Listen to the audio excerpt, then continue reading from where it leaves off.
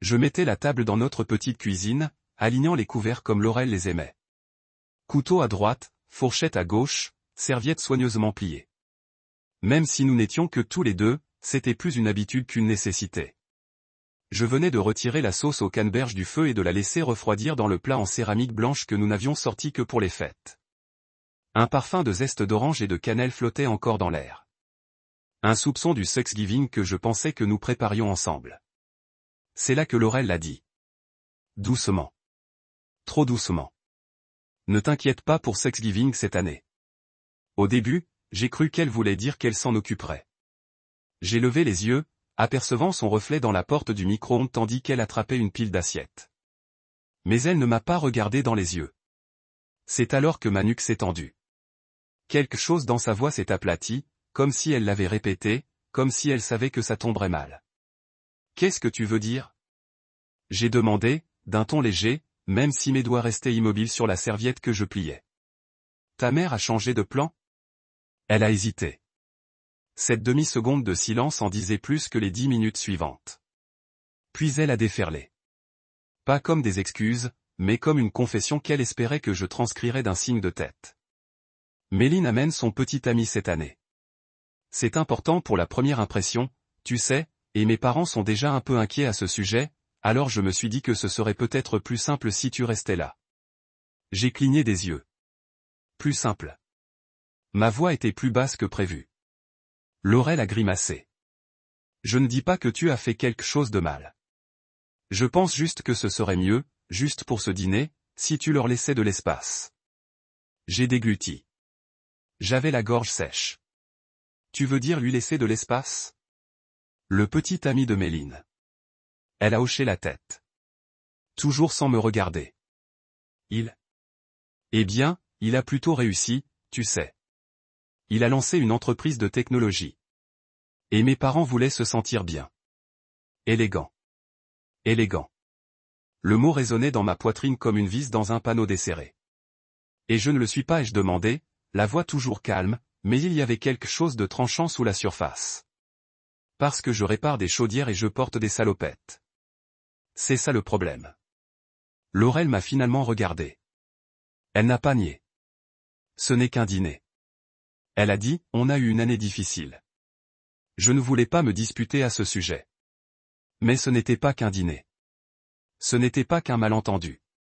C'est le moment où elle a tracé une ligne et m'a laissé de l'autre côté. Alors, je ne suis pas invité, ai-je dit lentement. Elle a hoché la tête une fois comme si de rien n'était. Un épais silence s'est installé entre nous, du bord du comptoir au carrelage ébréché à ses pieds. J'ai balayé la pièce du regard, notre cuisine. Mes mains avaient installé ces placards. Ma sueur avait payé ce four. J'ai saigné dans les callosités de mes paumes pour maintenir cette maison debout mois après mois. Et maintenant, je n'étais plus assez bien pour manger de la sauce aux canneberges avec ceux qui m'avaient laissé découper la dinde l'année dernière. Je comprends, dis-je enfin d'une voix à peine murmurée. Mais je ne comprenais pas. Pas vraiment.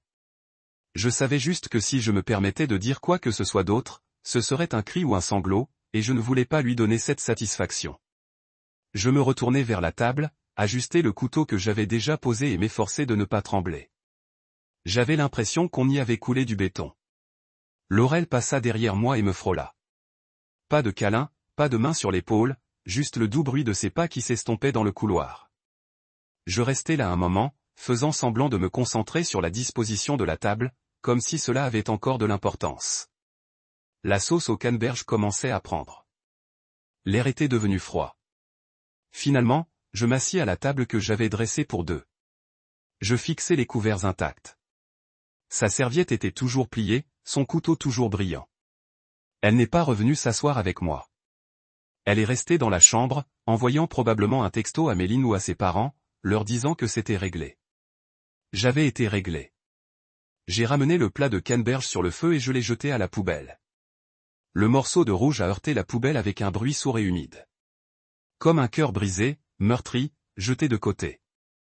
J'ai lavé le plat lentement, méthodiquement, comme si je l'avais l'instant présent. Plus tard dans la soirée, je me suis assise sur la véranda, une couverture sur les genoux. J'ai regardé le vent souffler dans les arbres voisins. Leurs fenêtres brillaient d'une douce lumière, les ombres des gens se préparant à se réchauffer, à se retrouver, à retrouver la famille. J'en faisais partie. Mon téléphone a vibré une fois sur la table à côté de moi. Je ne l'ai pas vérifié. Au lieu de cela, j'ai regardé les étoiles jusqu'à ce que ma vue se brouille et que la nuit cesse de m'écraser. Elle a dit que ce n'était qu'un dîner. Mais je connaissais la vérité. C'était la première vraie fissure. Et une fois que quelque chose craque dans le silence, il reste rarement silencieux longtemps. Le lendemain matin, j'ai lacé mes bottes comme si de rien n'était. Le cuir était raide à cause de la pluie de la veille, et mes articulations étaient encore à vif après avoir remplacé un chauffe-eau qui fuyait dans un vide sanitaire exigu au sous-sol, mais j'ai quand même lacé mes bottes, serrées, méthodiquement, et je suis sorti dans un monde qui ne s'était pas arrêté à cause de mon chagrin. Le van sentait l'huile et le désodorisant au pain, comme toujours. Le même bloc-notes cabossé était posé sur le siège passager, avec les taches du jour inscrites de ma main, à l'encre noire, en lettres capitales, sans fioriture. J'ai tourné la clé, le moteur a ronronné, et j'ai fait comme si je n'entendais plus la voix de Laurel dans ma tête. Ce n'est qu'un dîner. Je me suis repassé ces mots comme un morceau que je ne pouvais pas sauter. Ma femme, celle avec qui j'avais bâti ma vie, qui m'avait autrefois dit qu'elle adorait ma capacité à tout réparer, me voyait désormais comme une source d'embarras, une horreur, un objet à cacher pour l'image de sa famille. Et pourtant, je continuais à travailler, car que pouvais-je faire d'autre? Je ne pouvais pas me permettre de m'effondrer. Mon premier appel fut l'appartement de Madame Ortega à West Point, au 3e étage, avec un radiateur qui fuyait. Elle portait toujours le même peignoir à fleurs et m'offrait du café instantané dans une tasse ébréchée sur laquelle était écrit « La grand-mère la plus parfaite du monde ». Je n'avais pas le courage de sourire ce jour-là, mais j'ai hoché la tête. Poliment lorsqu'elle m'a proposé. « Tu as l'air fatigué », a-t-elle dit tandis que je m'accroupissais près du radiateur. « L'aile t'occupe avec tes projets de vacances. » Je fixais la valve, mes mains travaillant à un rythme automatique. Serrer, sceller, essuyer, quelque chose comme ça, ai-je marmonné. Madame Ortega était sèche. Elle n'a pas insisté, mais m'a regardé plus longuement que d'habitude avant de se remettre à tricoter. J'enviais ce silence. Non pas l'absence de bruit, mais l'absence de jugement. Elle se fichait de ce que je portais, de mon métier. J'étais l'homme qui faisait revenir le chauffage. C'était suffisant. Prochain arrêt, un duplex en location sur Maple Lane. Un robinet qui fuyait. Personne à la maison. Juste une clé dans un coffre et un mot sur le comptoir. Réparez ce que vous pouvez. Laissez une facture. J'apprécie la solitude. Les outils se moquent que votre femme ait honte de vous. Les clés à molette ne murmurent pas dans votre dos. Au moment où je me suis glissé sous cet évier, il n'y avait plus que moi. Le goutte à goutte de corrosion et le métal qui attendait quelque chose de moi. Et pendant un moment, je me suis laissé distraire par ça. Je n'ai pas déjeuné. L'appétit avait disparu. Je me suis contenté de boire du café tiède dans mon thermos et de regarder le ciel de novembre passer du gris au gris. Je n'ai appelé personne. Je n'ai rien dit à Tard, même si j'aurais probablement dû. Il m'aurait écouté. Bon sang, il serait probablement arrivé avec des abdos en béton, et c'est sa façon de faire en sorte que même les pires journées ne ressemblent pas à la fin du monde. Mais je suis restée silencieuse. L'orgueil me serrait la gorge. Ou peut-être la honte. Parce que c'est bien ça, non? On peut être l'homme le plus travailleur de la pièce, investir ses années, tenir ses promesses, et quand même finir à la une de l'histoire de quelqu'un d'autre. Je suis rentré un peu après 18 heures. Les lumières étaient éteintes. Laurel n'était pas encore rentrée. J'ai cru qu'elle avait laissé un mot, un texto, quelque chose. Mais mon téléphone était sec, le plan de travail était vide, et la vaisselle tachée de canneberge que j'avais lavée la veille était toujours intacte près de l'évier. Je n'ai pas pris la peine de réchauffer quoi que ce soit. J'ai juste pris une bière et me suis affalé dans le fauteuil. Par habitude, j'ai ouvert Instagram. J'aurais dû m'en douter. Elle était là, Laurel, drapée dans un pull bordeaux, les cheveux bouclés juste comme il faut, debout entre sa sœur et sa mère comme si elles étaient les actrices d'une publicité de Noël parfaite. Sourires assortis, pulls assortis, verre de vin levé comme un toast à tout ce dont je ne faisais pas partie. Mon regard s'est posé sur la légende avant que je puisse m'en empêcher. La famille, c'est tout. Les mots ont frappé plus fort qu'ils n'auraient dû. Comme si je lisais la nécrologie d'une vie que je croyais encore avoir. J'ai zoomé, regarder tous les visages. Mon siège était vide. Mon nom n'était pas marqué. Comme si j'avais été effacé et que personne ne l'avait remarqué. Ou pire, que personne ne s'en souciait. J'ai ri. Un petit rire amer. Non pas d'humour, mais d'incrédulité. Parce que j'avais passé la journée à rafistoler les maisons d'inconnus pendant que la mienne s'effondrait silencieusement. J'étais assise seule sur cette chaise, la lueur de l'écran de mon téléphone m'enveloppant comme un clair de lune froid. J'aurais dû lui envoyer un texto. J'aurais dû exiger des réponses. Mais au lieu de cela, j'ai juste fixé l'image et quelque chose en moi a changé. Ni rage, ni chagrin, juste une conscience tranquille, une lucidité. Je n'étais pas de sa famille, plus pour elle, plus maintenant. Et peut-être ne l'avais-je jamais vraiment été.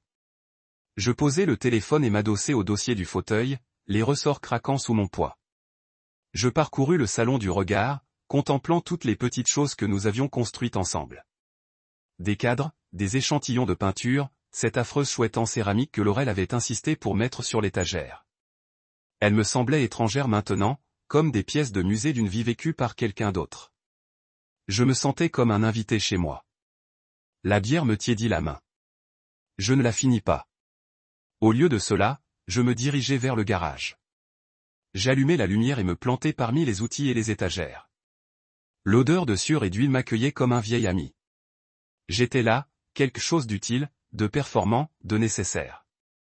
Je pris une clé à douille et la retournai dans ma main, sentant son poids, son utilité. On pourrait croire qu'après 12 ans dans le CVC, je serais insensible au jugement. Des clients qui me regardaient de haut, des voisins qui pensaient que je n'avais pas terminé mes études. Mais là, c'était différent. C'était la femme que j'aimais, qui me disait que je n'étais pas à la hauteur.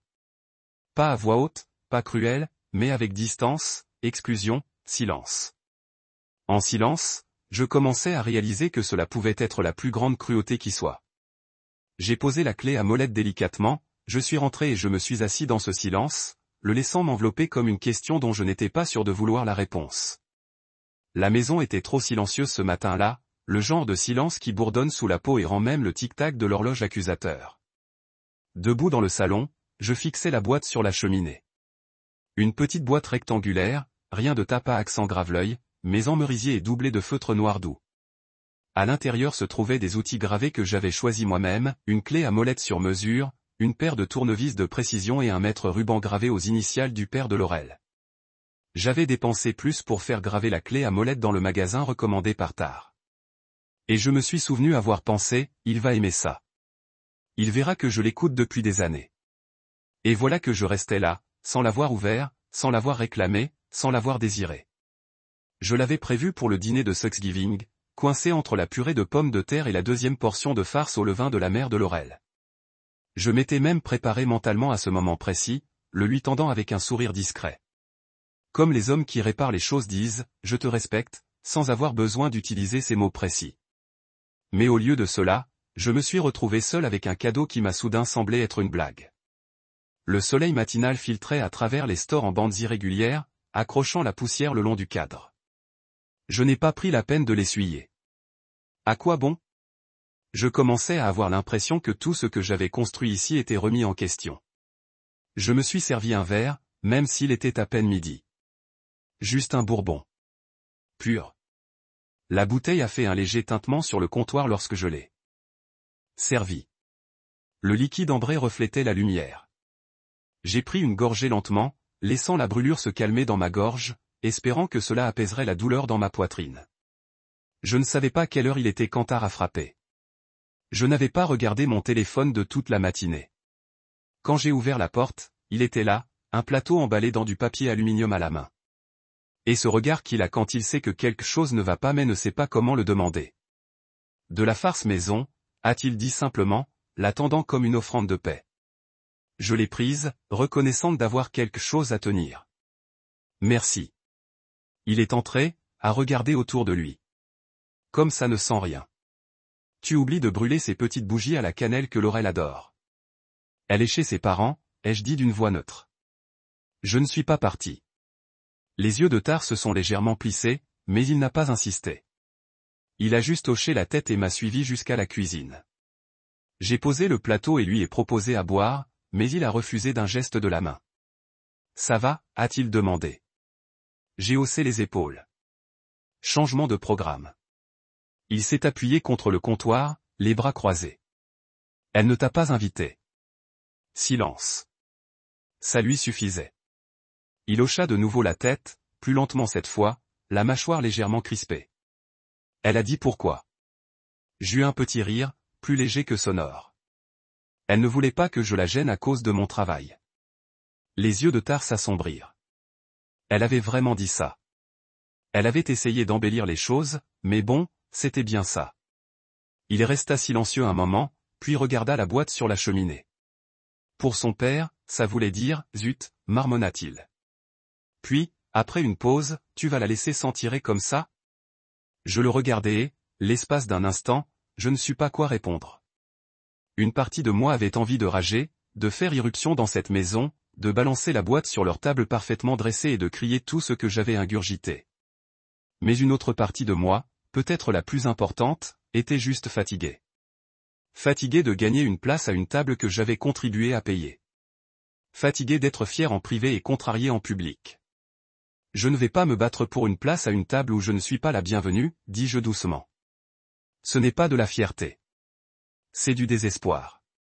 T hocha brièvement la tête, une lueur d'approbation dans le regard. Il me tapa sur l'épaule et ne dit pas grand-chose d'autre. C'est pour ça que je lui faisais confiance. Il n'essaya pas de me racheter avec des clichés ni de me faire avaler des conseils.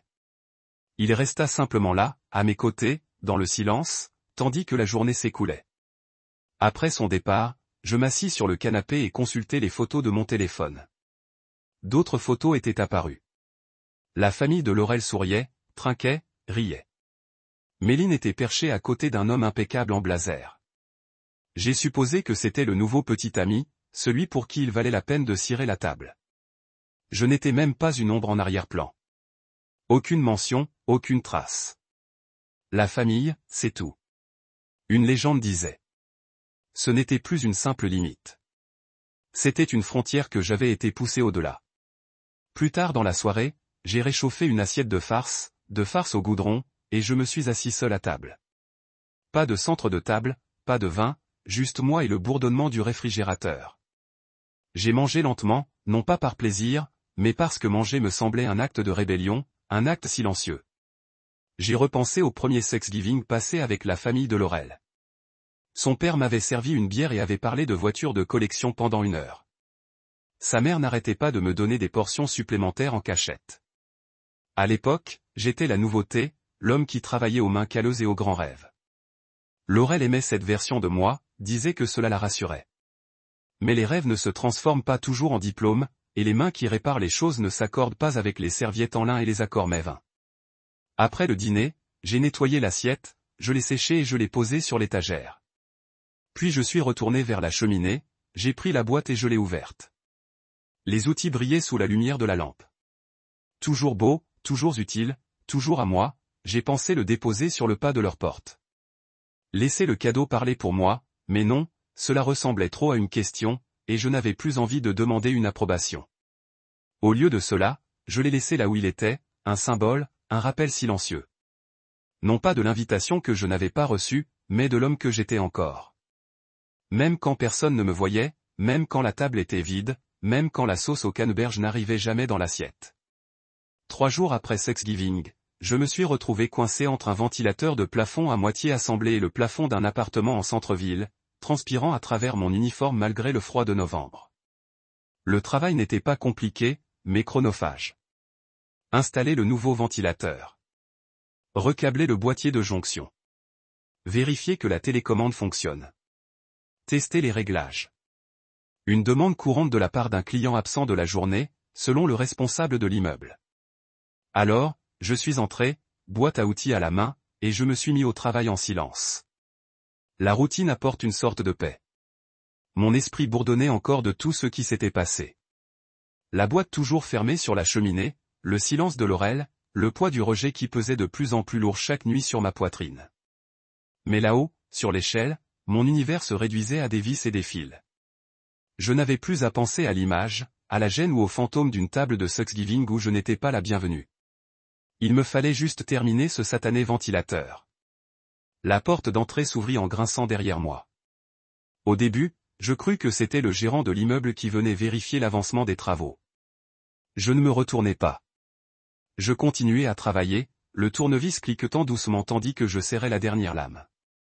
Mais soudain, je l'entendis, sa voix. Je crois que c'est celle avec la vue sur la ville.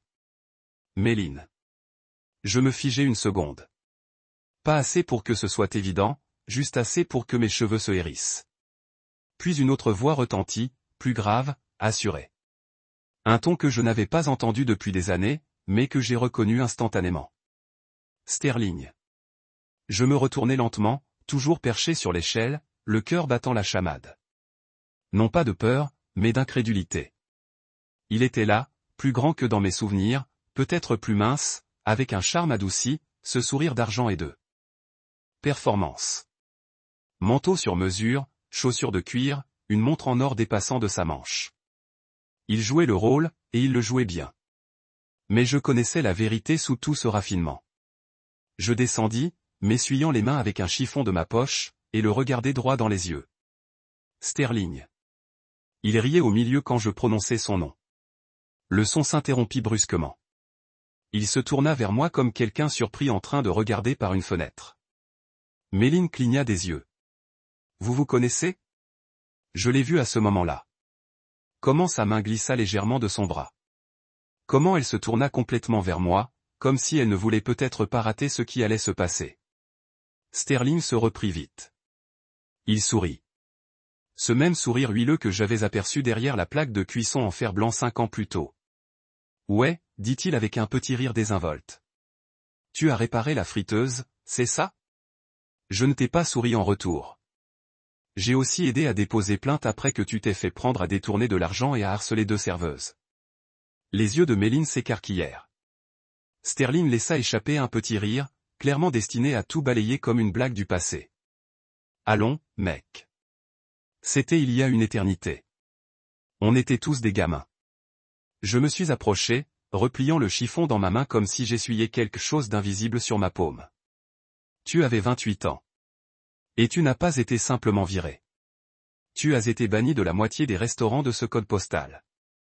Je le sais parce que j'étais là quand le propriétaire a passé les appels. Il regarda Méline, la voix basse. Ce n'est pas comme ça que ça sonne, mais c'était le cas. Et je voyais sur son visage que quelque chose en elle avait changé, comme en moi quelques jours plus tôt quand Laurel m'avait dit que je l'avais embarrassé. Tu es le nouveau petit ami? Demandai-je d'un ton neutre. L'entrepreneur en tech? Il serait dit. Je dirige une start-up maintenant. On fait table rase. On grandit. Bien sûr, dis-je doucement. Mais on ne se forge pas un caractère comme ça. Je me suis retourné vers ma boîte à outils et je l'ai cassée. Je me suis arrêté sur le seuil, mais je ne me suis pas retourné. Pourquoi n'as-tu rien dit avant? Demanda-t-elle d'une voix désormais incertaine. Au dîner, pourquoi ne nous l'as-tu pas dit? J'ai failli rire. Parce que je n'étais pas invité. Puis je suis sorti. De retour dans la camionnette, je suis resté assise au volant une minute entière avant de démarrer. Mes mains tremblaient légèrement, non pas de peur ou de colère, mais de l'excitation de tenir bon. Je n'avais pas eu besoin de crier ou de dénoncer qui que ce soit de façon dramatique. Juste des faits, une vérité simple et tranchante. Et à cet instant, j'ai su que quelque chose avait encore changé. Seulement, cette fois, ce n'était pas en moi. C'était en eux. Je suis parti vitre entr'ouverte, laissant le vent me piquer le visage, laissant le silence entre les bâtiments bourdonner à mes oreilles comme une chanson que je n'avais pas entendue depuis longtemps. Je n'étais pas folle. Je n'étais pas amère. Je n'étais pas moins. J'étais juste trop tôt pour admettre la vérité, et j'avais enfin arrêté de faire comme si de rien n'était. Je n'avais pas dit un mot le jour où j'avais vu Sterling dans cet appartement. J'avais terminé le travail, emballé mes outils et je suis parti sans me retourner. Mais mon silence n'était pas une capitulation. C'était quelque chose de plus lourd, enroulé et en attente. Sur le chemin du retour, mon esprit repensait à ce moment, revoyant la voix de Méline qui me demandait pourquoi je n'avais rien dit avant. Comme si la réponse n'était pas évidente, comme si elle n'était pas assise à une table dont j'avais été délibérément exclu.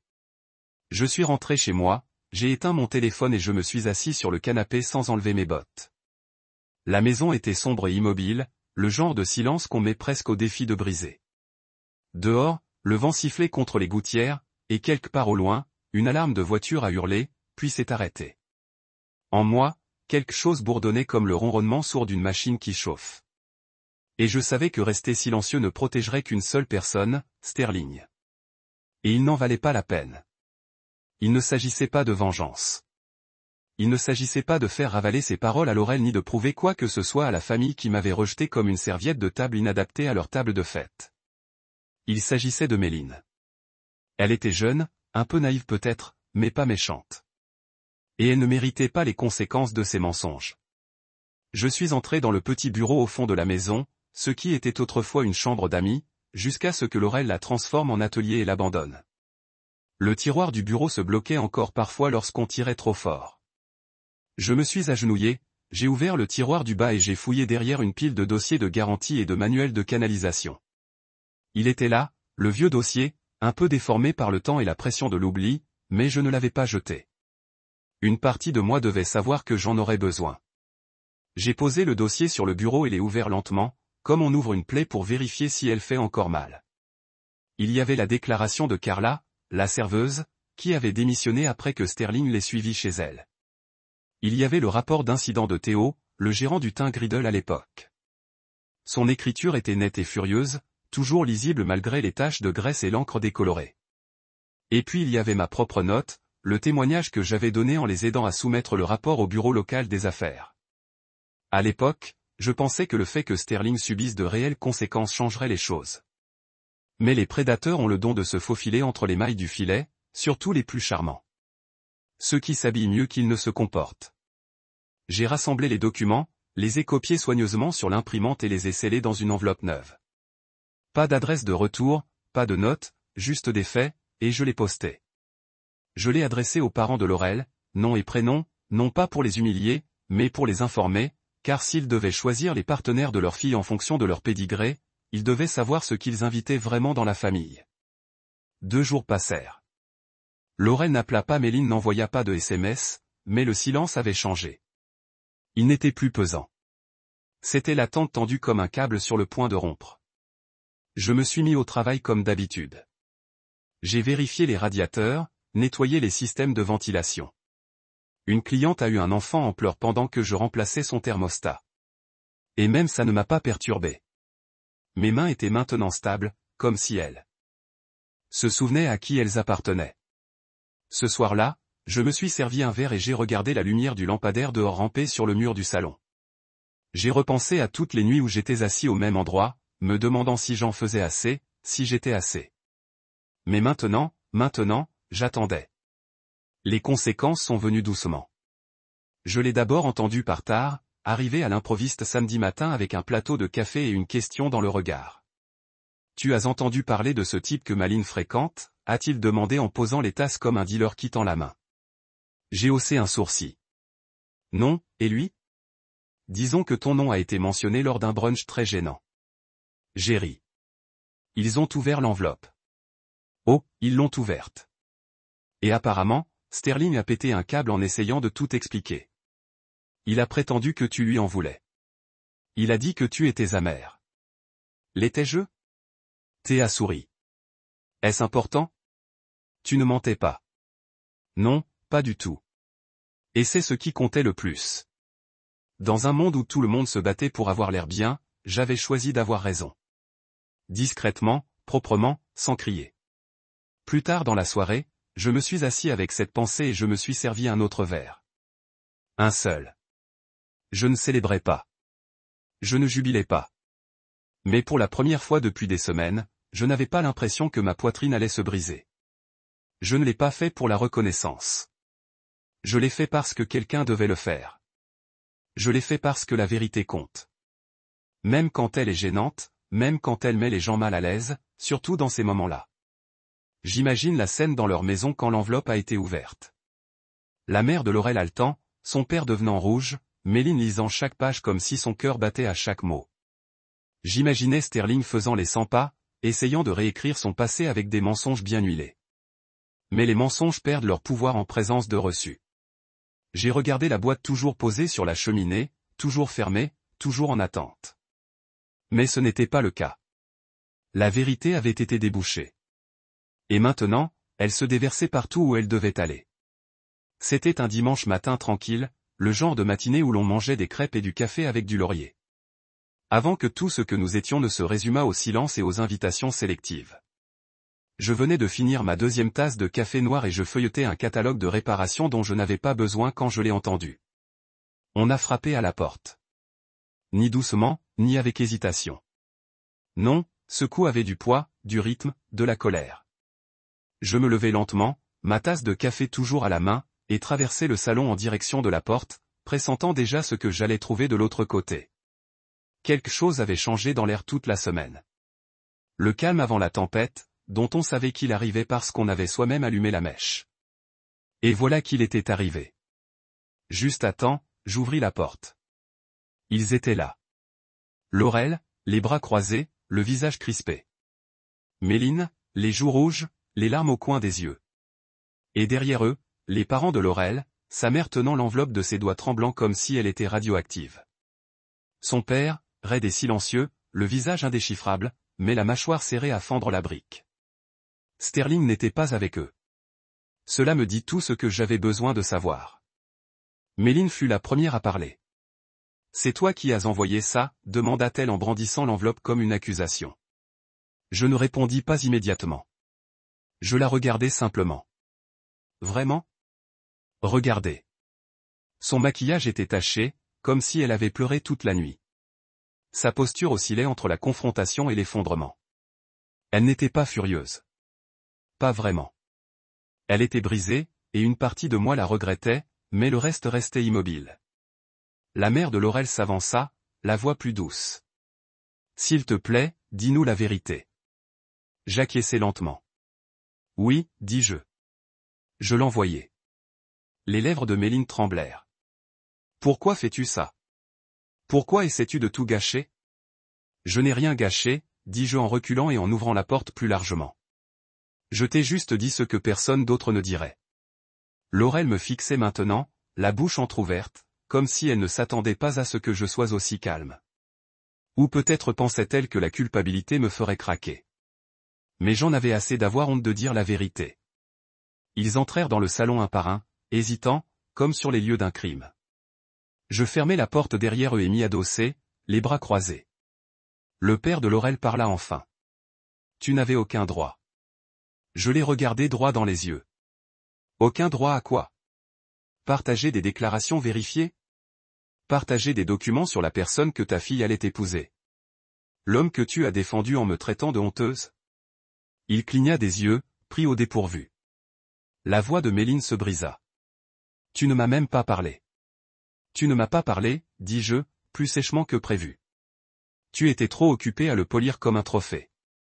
Aucun de vous ne voulait rien entendre de moi, à moins que j'aie une clé à molette à la main ou un chéquier à la main. » Laurel s'avança.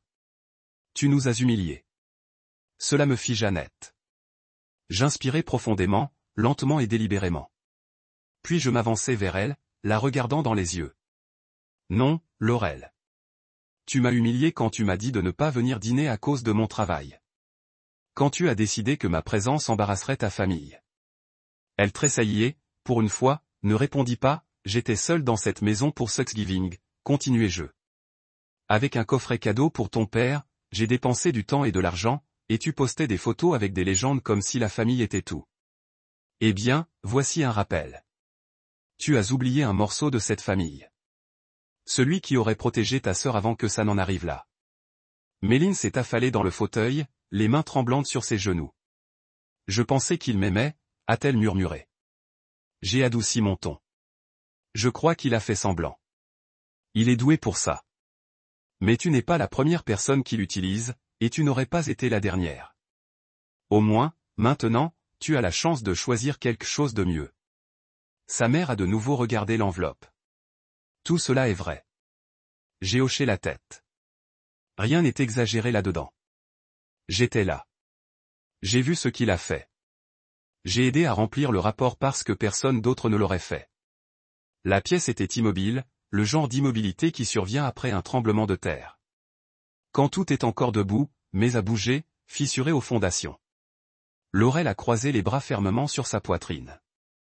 Tu aurais quand même dû me parler en premier. Je secouai la tête. Tu m'avais clairement fait comprendre que je n'avais plus mon mot à dire dans cette famille. Tu avais décidé que celui qui porte des salopettes n'avait pas sa place à ta table. Alors, j'ai arrêté de frapper. Le père de Laurel s'assit enfin au bord du canapé, soupirant comme si le poids de la révélation s'abattait enfin sur lui.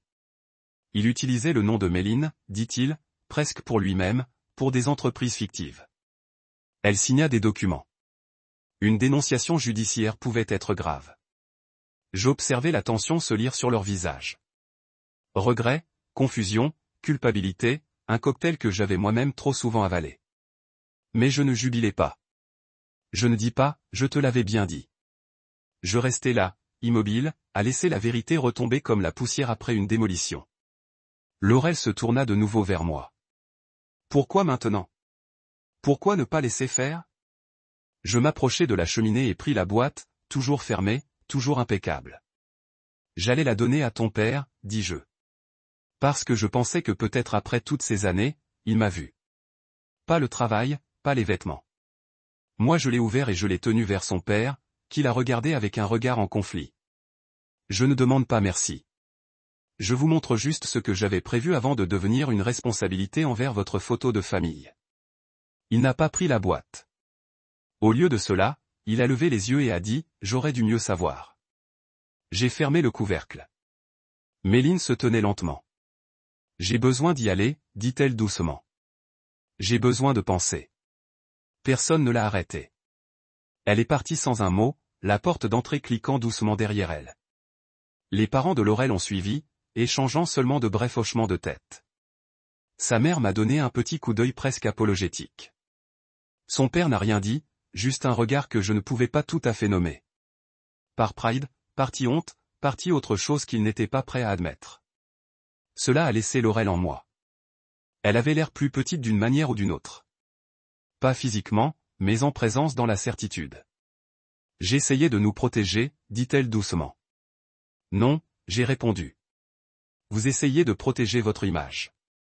Vous ne pensiez tout simplement pas que je valais la peine d'être fier. Elle détourna les yeux. Et pour la première fois depuis Thanksgiving, j'ai senti quelque chose se libérer en moi. Pas de rage, pas de tristesse, de soulagement. J'avais dit ma vérité, et il ne lui restait plus rien à retenir. Je ne m'attendais pas à revoir Méline si tôt. Mais 3 jours plus tard, elle se tenait sur mon porche, manteau enroulé autour d'elle, les yeux creux comme s'il n'avait pas trouvé de repos depuis des jours. Elle n'a pas frappé cette fois. Elle se tenait juste là après avoir sonné une fois la cloche, se tenant comme quelqu'un qui avait traversé un feu, et n'était pas sûr de l'avoir survécu ou non. J'ai ouvert la porte et me suis écarté sans un mot, et elle est entrée comme elle ne se souvenait pas comment. Elle s'assit sur le canapé, toujours dans son manteau, toujours serrant son téléphone comme si c'était la seule chose qui l'attaquait au moment. Je n'ai pas demandé si elle voulait du thé. Je viens de le faire camomille, de sucre, parce que je me souvenais et je me suis placé la tasse devant elle. Elle ne l'a pas touché tout de suite. Le silence s'étendait entre nous jusqu'à ce que finalement, elle a dit, il a vidé mon compte. Sa voix était si douce qu'elle était à peine enregistrée, mais je l'ai entendue et elle a coupé plus profondément que ce à quoi je m'attendais. Je me suis assis en face d'elle et j'ai attendu. Je lui ai donné accès parce que, eh bien, nous planifions des choses, parlons de emménager ensemble, de commencer quelque chose de réel. Il a dit qu'il serait plus facile si nous combinions des comptes pendant un certain temps, à court terme. Je n'ai pas dit un mot. Je l'ai laissé continuer.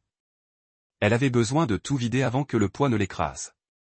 Il a tout transféré la nuit dernière, même une partie de l'argent que j'avais caché des concerts de tutorat à l'université. Mes petites économies, tout est parti. Et la banque dit, je ne peux pas le contester parce que techniquement. Je l'ai autorisé. Elle me leva les yeux alors, et ses yeux, rouges et gonflés, ne tenaient aucune des éclats brillants qu'ils avaient. Ils étaient lourds maintenant, un peu plus âgés, un peu plus sages. J'étais tellement sûr que je savais qui il était, chuchota-t-elle. Il était intelligent, charmant, le genre de gars qui n'a jamais eu besoin d'élever la voix pour gagner un argument. Je pensais qu'il était poli. Ce mot encore, poli. Il a atterri comme une gifle, de la même manière que lorsque Laurel l'a utilisé pour justifier mon exclusion. Poli comme si le caractère pouvait être affronté à quelqu'un avec les bonnes chaussures et le vocabulaire. Je me penchai en avant, les coudes sur mes genoux. L'image ne signifie pas le caractère. J'ai aussi appris que à la dure. Elle laissa échapper un triste rire, souffle à mi-chemin. J'ai ignoré les petites choses. La façon dont il a parlé sur les serveurs. La façon dont il se moquerait des gens qui travaillaient dans les centres d'appel. Il m'a dit une fois que vous pouviez tout dire sur quelqu'un par ce qu'il porte pour travailler. Je pensais qu'il était juste drôle. Il ne l'était pas, dis-je doucement. Il vous disait exactement qui il était. Elle a regardé le thé, le ramasser enfin et le prendre avec les deux mains comme elle avait besoin de la chaleur. Pourquoi n'avez-vous rien dit avant? Je n'ai pas été invité, dis-je tranquillement. Et je pensais que même si j'avais dit quelque chose, personne ne m'aurait cru ou pire, il penserait que j'étais jaloux, amer. Mais vous avez gardé ces rapports. Vous vous souvenez de tout. J'ai hoché la tête. Je ne pouvais pas l'oublier. Non pas à cause de ce qu'il m'a fait, mais à cause de ce qu'il a fait aux autres, et je savais que quelqu'un d'autre se blesserait finalement.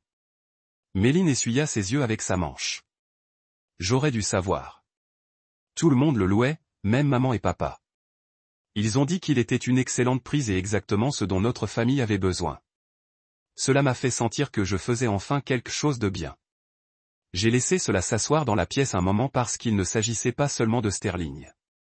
Il s'agissait des attentes tacites qui avaient été cuites dans leur dîner en famille pendant des années. La fin d'apparence. Le besoin d'être impressionnant, pas réel. Je l'avais senti moi-même chaque fois que Laurel redressait mon cravate un peu trop étroitement ou corrigeait comment j'ai prononcé quelque chose avant d'entrer dans la maison de ses parents. Tu ne fais pas quelque chose de mal, dis-je avec soin. Vous faisiez ce à quoi vous pensiez que l'amour ressemblait. Et vous n'êtes pas la première personne à être dupe par un costume propre et un bon sourire. Méline regarda le thé, les lèvres pressées serrées, puis chuchotèrent. Il a proposé ce soir-là après le dîner. A dit qu'il avait acheté une bague, qu'il voulait m'emmener à Paris au printemps. Et tu as dit que je lui ai dit que je devais réfléchir. Il n'aimait pas ça. Je suis devenu silencieux, puis froid, puis à gauche. La trahison dans sa voix n'était pas seulement de l'argent ou des mensonges. Il s'agissait de réaliser qu'elle avait confondu le contrôle de l'amour et du charme avec le caractère. Et cette réalisation a le plus piqué. J'ai atteint derrière moi et j'ai tiré la boîte du manteau, celui avec les outils gravés que je n'ai jamais eu à donner à son père. Je l'ai mis sur la table, ne l'ouvrant pas, je le laisse rester assis là. J'allais donner ça à ton père lors de Thanksgiving, ai-je dit. Mais je suppose que la journée s'est un peu éteinte. Elle sourit faiblement. Ouais, juste un peu. J'ai ouvert le couvercle lentement. Elle se pencha en avant en traçant chaque élément. La clé, les tournevis, le ruban à mesurer gravé avec les initiales de Monsieur Barreau. Ceci, ai-je dit, rappelait que les gens qui construisent et réparent les choses avec leurs mains ont de la valeur. Même s'ils ne portent pas de costume, même si leurs noms n'apparaissent pas à Forbes. Méline me regarda les yeux, quelque chose qui vacille derrière ses yeux. Tu as toujours su, n'est-ce pas? Sur la façon dont sa famille voit des gens comme vous. Je n'ai pas répondu tout de suite. Je n'ai pas eu à le faire. Elle savait déjà. Je suis désolé, a-t-elle dit après une longue pause, de ne pas vous avoir invité, de les avoir permis de vous faire sentir petit. J'ai pris une gorgée de mon propre café et j'ai fait un léger signe de tête. Ce ne sont pas vos excuses à faire, mais je l'apprécie quand même. Elle a terminé son thé en silence, et pendant un certain temps, nous nous sommes assis là, deux personnes qui avaient été ouvertes par des blessures différentes, mais nous avons trouvé quelque chose d'honnête au lendemain. Pas de réparation, peut-être, mais de compréhension. Avant de partir, Méline se leva et se tourna vers moi à la porte. Je ne sais pas ce qui se passera ensuite, a-t-elle déclaré.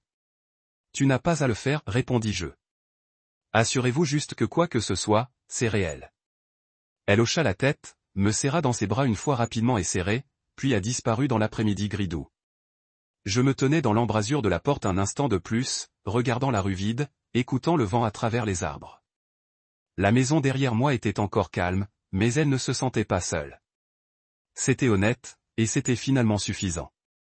Laurel est revenue 2 nuits plus tard, pas avec un coup cette fois, mais avec le tour calme de sa clé, et la serrure, toujours la sienne, je suppose, même si je n'avais pas encore décidé quoi faire à ce sujet. J'ai entendu la porte s'ouvrir depuis la cuisine, la même porte qu'elle était sortie il y a des semaines avec rien d'autre qu'un désinvolte, un dîner, et un haussement d'épaule qui résonnait plus fort que n'importe quel cri. Je n'ai pas tourné. J'étais à l'évier, rinçant le dernier des plaques de dîner, l'eau chaude, la vapeur se recroquevillant devant mon visage. J'avais encore cuisiné pour moi ce soir-là. Steak, pommes de terre rôties, une petite salade. Pas d'entreprise, pas de prétention, juste moi. Le genre de repas qu'un homme fait quand il est fatigué de prétendre que sa valeur est liée à l'horaire de quelqu'un d'autre. Ses talons ont cliqué sur le bois dur, lent, incertain. Elle planait derrière moi un instant, puis parlait. « Vous avez cuisiné. » Je n'ai pas répondu. Elle s'est rapprochée. « Ça sent bon. » J'ai fermé le robinet, séché lentement mes mains, me retourna. Elle avait l'air fatiguée, pas désordonnée, pas ébouriffée. Laurel ne se laissa jamais passer du manteau, remplacé par une petite citation encadrée que j'aimais. Soyez celui qui répare, pas celui qui s'enfuit. Je n'avais pas prévu le symbolisme. C'était juste bien. J'ai besoin de te parler, dit-elle enfin. J'ai sorti une chaise samedi, alors parlez.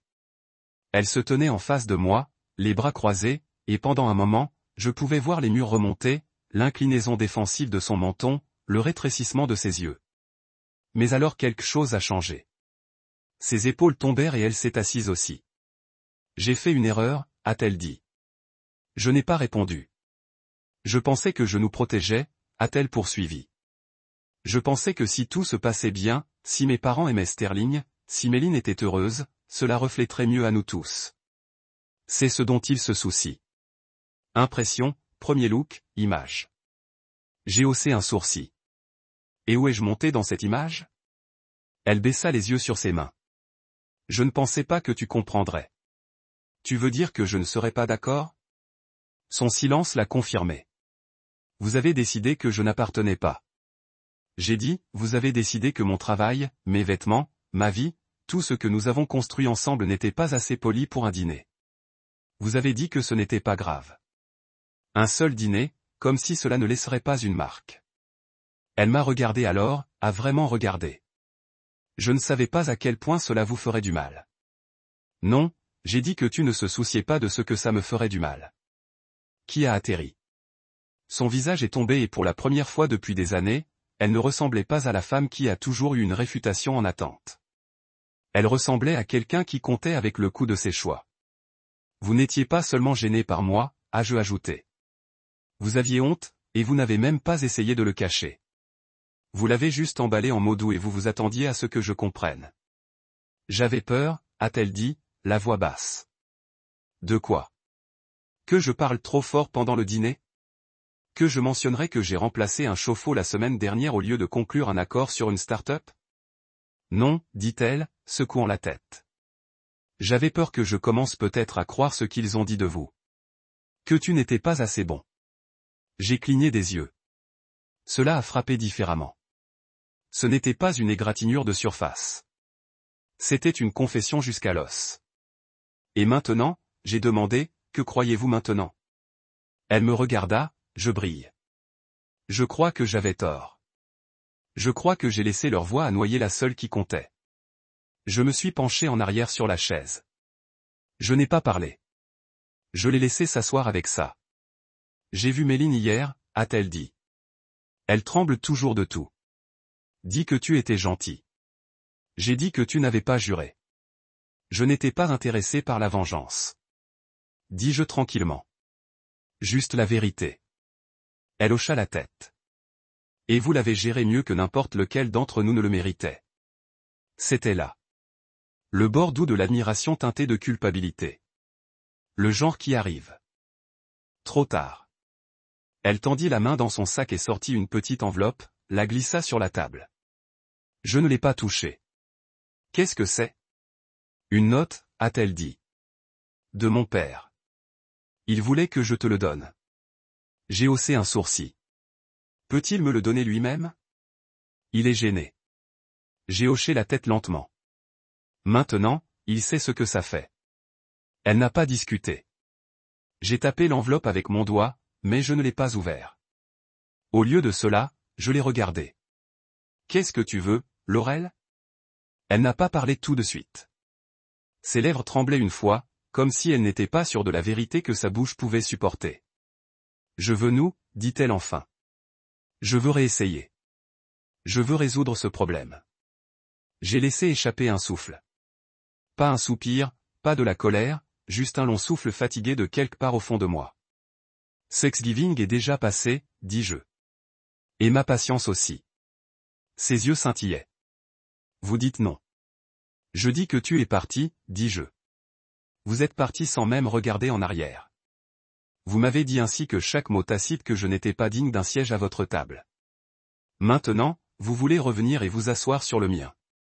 Les larmes ont ensuite coulé, et pour un scintillement de secondes, j'ai vu le Laurier que j'ai rencontré pour la première fois, celui qui a ri de mes blagues à outils, qui ont tracé les lignes de mes mains insensibles et ont dit qu'elles étaient belles parce qu'elles tenaient les choses ensemble.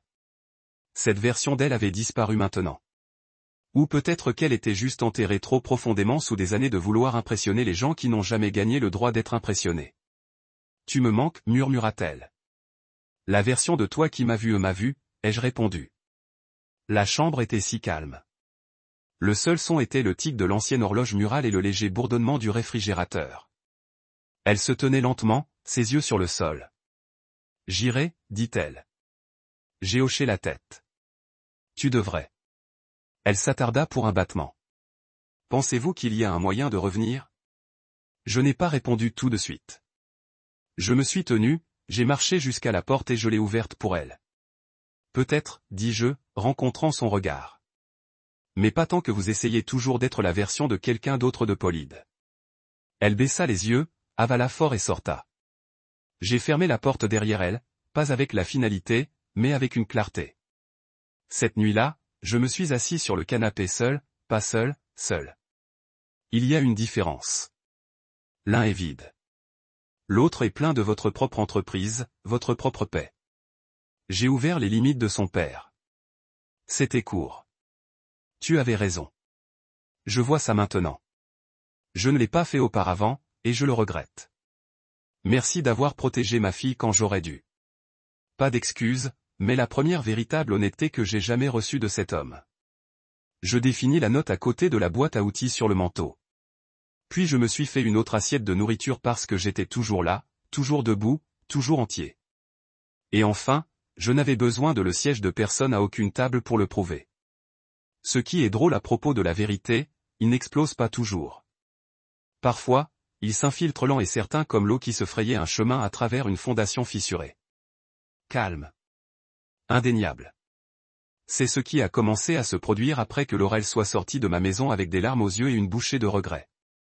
Je ne l'ai pas poursuivie. Je n'ai pas appelé et je n'ai pas attendu qu'elle se présente non plus. Je n'arrêtais pas de vivre, de me présenter aux travaux à temps, de réparer les pompes à chaleur, de nettoyer la rouille des conduits, et quelque chose d'étrange a commencé à se produire. Les gens ont remarqué. Ce n'était pas fort. Ce n'était pas dramatique, mais le mot s'est répandu. Pas de bavardage exactement, plus comme des ondulations. Le genre de reconnaissance silencieuse qui se déplace dans une communauté lorsque quelque chose de réel se produit. Quand quelqu'un qui a toujours été en arrière-plan, se concentre soudain. Madame Ortega, la femme avec la robe florale et le radiateur qui fuit, m'a agité dans sa cuisine avec un autre type de chaleur. J'ai entendu parler de ce que vous avez fait, a-t-elle dit, me versant une tasse de thé comme si j'étais son neveu et pas seulement son gars de CVC. Méline est ta belle-sœur, non? Était, dis-je doucement. Peut-être que c'est encore. C'est compliqué. Elle hocha la tête. Pourtant, la plupart des gens seraient restés silencieux. Mais vous avez fait ce qui était bien. Qui compte? Le compliment a atterri dans un endroit étrange en moi, comme une pièce de puzzle qui clique en place. Je n'avais pas réalisé jusqu'à ce moment depuis combien de temps j'avais affamé que quelqu'un dise « Tu as fait du bien ». Pas pour de l'argent, pas pour le spectacle, juste bien. Plus tard dans la semaine, Tar m'a dit pendant le déjeuner que les parents de Laurel avaient tranquillement raconté à quelques amis ce qui s'était passé. Pas d'une manière scandaleuse, plus comme une tentative de récupérer la dignité. Mais peu importe comment ils l'ont tourné, une chose était claire. L'embarras Blue Collar avait sauvé leur famille d'être détruit légalement et financièrement par un escroc. Et je l'avais fait sans transpirer ou demander des applaudissements. Ils ne pouvaient pas m'ignorer maintenant. Et c'est, je pense, ce qui les a le plus piqués. Un après-midi, je réparais une unité de chauffage dans un bureau de boutique près du centre-ville lorsque M. Barrault est entré. Je ne l'ai presque pas reconnu. Il avait l'air plus mince, moins sûr de lui-même. Il n'était pas là pour un rendez-vous. Il se tenait juste près de la porte, avait dans sa main, me regardant resserrer une valve. « Vous avez une main régulière » a-t-il déclaré après un long silence. Je n'ai pas levé les yeux. 12 ans de pratique. Il hocha la tête, se rapprocha un peu. J'avais l'habitude de penser que le travail comme celui-ci était temporaire. Quelque chose que vous avez fait jusqu'à ce que vous compreniez à quoi vous étiez vraiment destiné. Je m'arrêtai, me redressai et essuyai mes mains sur un chiffon. Et maintenant il m'a regardé dans les yeux. Maintenant, je pense que les hommes qui font ce genre de travail sont les seuls à garder le monde debout. Il n'y avait pas de grandes excuses. Aucun discours. Mais cette phrase, c'était suffisant. Il atteignit la poche de son manteau, sortit une petite enveloppe blanche. Juste un petit quelque chose. Pas d'argent, a-t-il ajouté rapidement, presque gêné. Juste une lettre de moi et Teresa. J'ai hésité, puis je l'ai pris, je l'ai glissé dans ma poche arrière sans le regarder. Je n'étais pas encore prêt. J'avais besoin de rester ancré. Nécessaire pour terminer le travail. J'aurais dû dire quelque chose plus tôt, murmura-t-il. Vous l'avez fait, dis-je. Mais pas avec des mots, m'a-t-il donné un petit sourire serré. Nous organisons la veille de Noël cette année. Si vous voulez un siège. J'ai déjà des plans, ai-je répondu. Il hocha de nouveau la tête, cette fois plus lent, je me suis dit. Pourtant, vous êtes toujours les bienvenus. Que Laurel soit là ou non, je n'ai pas répondu. Je suis juste retourné à mon travail. Le sifflement du vœu, le seul son dans la pièce. Cette nuit de retour à la maison, j'ai ouvert les limites. C'était une courte lettre, 2 paragraphes, pas de langue fleurie, pas d'excuses, juste le genre de reconnaissance silencieuse qui dit « Nous vous voyons maintenant ». Je l'ai plié soigneusement et je l'ai glissé dans le même tiroir que les rapports sur Sterling. Pas pour les jalons, pour se souvenir, car la mémoire compte. Le lendemain matin, j'ai ouvert ma porte d'entrée pour trouver une petite boîte sur le porche. Cookies de sucre. J'ai reconnu l'écriture manuscrite sur la note ci-jointe. La mère de Laurel. Pour l'homme qui a sauvé plus qu'une simple fête. Merci. C'était un geste gentil. Et peut-être que dans une autre vie, je les aurais mangés avec un peu de sourire et un scintillement d'espoir. Au lieu de cela, je les ai amenés à Madame Webb à côté. Elle aimait les cookies. Et elle a quand même posé des questions sur mon bien-être sans aucun agenda. Puis vint les appels. Pas de Laurel, de gens auxquels je ne m'attendais pas. Un homme nommé Greg dont j'ai réparé la fournaise l'hiver dernier. Il a dit qu'il avait entendu parler de ce que j'ai fait pour Méline et s'est demandé si j'envisageais de consulter une initiative d'inspection de sécurité qu'il organisait pour des maisons à faible revenu dans la région. Des gens comme toi, a-t-il dit. Ils vous font confiance. Vous vous présentez. Vous faites les choses correctement. J'ai dit oui. Ensuite, une femme du nom de la cousine de Sacha Tarr a contacté la rédaction d'un court article sur les commerçants locaux qui ont eu un impact dans la communauté. Elle a travaillé indépendant pour un magazine régional. Ce ne sera pas en première page ou quoi que ce soit, elle a ri. Mais les gens devraient vous connaître.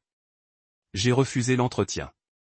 Je n'avais pas besoin des projecteurs, mais je l'ai vraiment remercié. Et à travers tout cela, quelque chose a continué à grandir dans ma poitrine. Pas de fierté, pas d'ego, juste de la paix. Une paix calme et solide qui venait de ne plus s'excuser pour le genre d'homme que j'étais. Ne rétrécissant plus pour s'adapter à l'idée de succès de quelqu'un d'autre.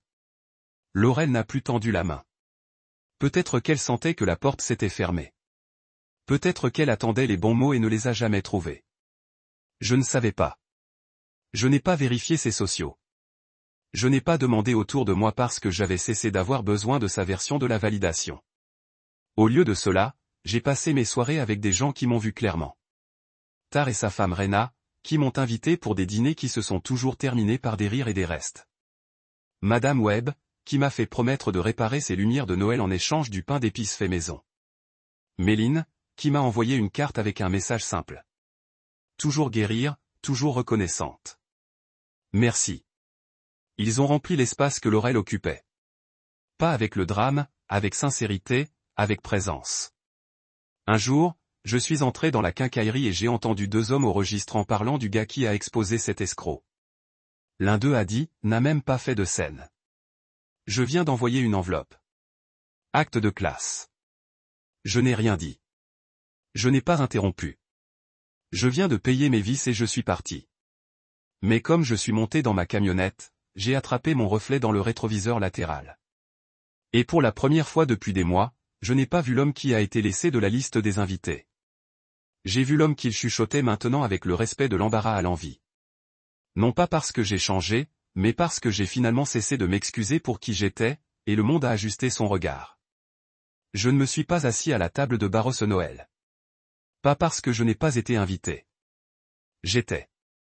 En fait, le père de Laurel m'a appelé personnellement 3 jours auparavant et a prolongé une invitation polie et presque formelle. Nous aurons votre siège prêt, a-t-il dit que le geste effacerait tout ce qui précédent. Je l'ai remercié calmement et j'ai refusé. Pas hors de dépit, juste de la clarté, car cette fois je ne mettais pas un siège. Je construisais ma propre table. Le matin de la veille de Noël, je me suis réveillé tôt au bruit de la pluie verglaçante en tapant contre les fenêtres. Le quartier entier était calme, recouvert dans une fine couche de blanc. J'ai préparé mon café, mené 2 tranches de pain grillé et me suis assis à la table de la cuisine que je m'étais remis en état pendant l'été. Oaklis. Travail honnête. C'était devenu mon endroit préféré dans la maison. Non pas à cause de ceux qui s'y étaient assis, mais à cause de ce qu'il représentait, de la patience, de l'artisanat et du genre de pièces que vous gagnez, pas part. À midi, le rôti était à la cuisson lente dans le four. L'odeur du romarin, de l'ail et quelque chose de légèrement sucré. Peut-être que les vêtements du glaçage se sont enroulés dans la maison comme un faucon de bienvenue. La table était déjà définie. Rien d'extraordinaire, juste propre, soigné, avec des serviettes à main et un mélange d'assiettes que j'avais ramassées au fil des ans. Chacun légèrement différent, mais ensemble, ils ont fait une table qui se sentait réelle, comme les gens venant s'asseoir autour d'elle. Thé est arrivé en premier, transportant 2 bouteilles de vin rouge et un sourire chaud. Merde, dit-il, prenant les odeurs et la lueur de la cheminée. J'aurais dû mettre une cravate. Vous portez une cravate et je vous renvoie à la maison, j'ai plaisanté. Il a ri et m'a enveloppé dans l'une de ses épaules qui applaudissent des câlins que les hommes donnent quand ils se sont regardés survivre les tempêtes. Rena est venue ensuite, équilibrant une tarte au pacane et un conteneur de riz palaf. Vous avez tout cuisiné, demanda-t-elle, regardant autour de lui. J'ai hoché la tête. Je pensais qu'il était temps. Sans un magazine ici, a-t-elle dit en souriant en plaçant son plat à côté des autres. Méline est venue en dernier. Elle avait l'air différente, plus forte. Il y avait encore une douceur dans sa voix, mais ses pas n'hésitaient plus. Elle portait une petite boîte cadeau, qu'il a placée près du manteau, juste en dessous de la boîte à outils toujours en contact que j'avais laissée là-bas depuis Thanksgiving. Je ne l'ai pas enveloppée, dit-elle en haussant les épaules. Je pensais que tu comprendrais. Je le fais, répondis-je. Le dîner n'était pas calme, mais ce n'était pas fort non plus. C'était ce sweet spot où les histoires se sont déroulées sans pression et les rires sont venus facilement. Tar a raconté une histoire ridicule sur le moment où il est resté coincé dans un vide sanitaire parce qu'il a insisté pour réparer un ventilateur torse nu en été. Rena a roulé des yeux et a ajouté qu'il lui avait fait rentrer chez lui enveloppé dans l'isolation. Méline a partagé un souvenir de leur chien en grandissant, de la façon dont il avait l'habitude de voler des chaussettes et de la sterling qui avait une fois grondé le chien comme il était une personne. Nous avons tous ri, mais j'ai vu la lueur dans ses yeux. Les bons souvenirs vivaient toujours en elle, mais ils étaient les siens maintenant, pas le sien à empoisonner. J'ai servi le rôti moi-même. Je l'ai sculpté juste à la table avec l'ensemble des couteaux Laurel m'avait une fois offert en donnant quelque chose. Chaque tranche a rencontré des murmures d'approbation, des nœuds reconnaissants. Non pas parce que j'avais besoin des éloges, mais parce que je l'ai finalement cru quand ils ont dit « c'est bien ». Il n'y avait pas de siège, pas de prétention. Tar était assis à côté de Méline. Rena en face de moi. Les bougies scintillaient la lumière douce sur les plaques de décalage. Et personne n'a demandé ce que quelqu'un avait fait pour gagner sa vie. Nous avons demandé comment les uns des autres dormaient. Qu'est-ce qui nous a fait rire récemment? Si quelqu'un avait essayé la nouvelle boulangerie dans le bloc. Après le dessert, nous nous sommes attardés à la table. Le genre de persistance qui signifie que personne ne veut encore rentrer chez lui. Rena se pencha sur l'épaule de Tar, pleine et heureuse. Méline se leva et commença à collecter des assiettes. Et j'ai déménagé pour aider, mais elle m'a arrêté. Asseyez-vous, dit-elle. Vous avez cuisiné. Faisons cela. Je l'ai regardé et Rena dégage la table tandis que Tar incorait la deuxième bouteille de vin. Ça m'a frappé alors. C'était ce que c'était toujours censé se sentir. Pas de pression, pas d'obligation, juste de présence. Une famille de choix, pas du sang. Construit non pas à partir d'invitations ou de chandails assortis, mais d'une compréhension silencieuse et d'un véritable soin. Plus tard, après que la cuisine a été propre et que le vin a disparu, nous avons échangé de petits cadeaux. Tar m'a tendu un porte-clés en forme de clé miniature. Je pensais que vous pourriez utiliser un symbole de votre puissant pouvoir, dit-il avec un clin d'œil. Le cadeau de Méline était plus subtil. Un petit cahier à main avec une note nichée à l'intérieur. Pour ce que vous corrigez, cela ne fait pas de son. Je n'avais besoin de rien d'autre. Ils sont partis juste avant minuit. La neige tombait à nouveau. Calme, doux. Je me tenais à la porte d'entrée en regardant leur voiture disparaître dans le blanc. Puis je suis reculé à l'intérieur, j'ai verrouillé la porte et éteint la lumière du Porsche. Il y avait encore des restes de dîner. Crube sur la table, verre avec empreinte digitale, le léger tintement d'un plat se déposant dans le porte-séchage. Je n'ai pas tout nettoyé tout de suite. Je l'ai laissé rester. Preuve de quelque chose de réel, quelque chose qui comptait. Je me suis versé un dernier verre de vin et je me suis assis près du manteau. La boîte à outils était toujours là, le cadeau gravé pour un homme qui ne m'avait pas vu avant qu'il ne soit trop tard. Je n'ai pas regretté de l'avoir gardé. Ce n'était plus un symbole de rejet. C'était un rappel que j'avais toujours été suffisant. Même quand il ne pouvait pas le voir, mon téléphone a bourdonné. Un message de Laurel. Joyeux Noël. J'espère que votre journée a été bonne. Je l'ai regardé pendant un long moment. J'ai pensé à répondre, à dire que c'était mieux que bon, mais je ne l'ai pas fait. J'ai éteint le téléphone, je l'ai fixé face contre terre. Puis je me suis penché en arrière et j'ai regardé autour de la maison que j'avais combattue pour protéger. Pas du feu, non pas du vol, mais de la creux des attentes des autres. Et pour la première fois depuis longtemps, je savais quelque chose avec pleine certitude. J'avais arrêté de chasser un siège à la table de quelqu'un d'autre. J'avais construit le mien. Et les gens qui se sont assis autour d'elle, ils m'ont vu. Pas l'uniforme, pas la saleté sous mes ongles. Moi c'est ce qui comptait. C'est ce qui le ferait toujours.